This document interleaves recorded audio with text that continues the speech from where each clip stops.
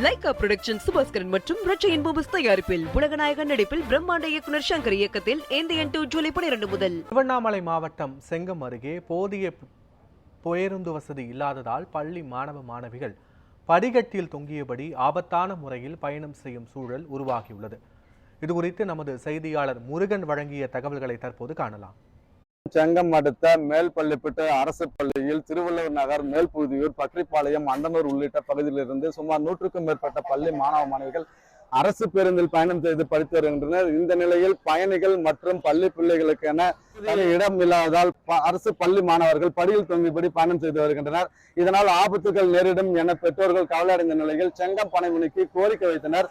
அந்த கோரிக்கையின் அடிப்படையில் கூடுதல் பேருந்துகள் இயக்க வேண்டும் என அவர்கள் வைத்தும் இதுவரை செங்கம் பனைமனை செவி சாய்க்கவில்லை என குற்றச்சாட்டு எழுந்துள்ளது. மேலும் இது குறித்து நம்முடன் புதுவை பகுதியை சேர்ந்த சேட்டு இருக்கின்றார், அவரிடம் கேட்கலாம். பக்கரிப்பாளையம், புதுதூர், திருவள்ளுவர் இது கவர்மெண்ட் பஸ் இழுக்காதனால பள்ளி மாணவர்கள் எல்லாரும் ரொம்ப கஷ்டப்பட்டுட்டு போயிட்டு ஆக்சிடென்ட் ஆகிட்டு நேரத்துக்கு வண்டி விடாத ஒன்று சைக்கிள்ல, வண்டியில, பைக்ல எல்லாம் பஸ்ல எல்லாம் தொங்கிட்டு போறாங்க.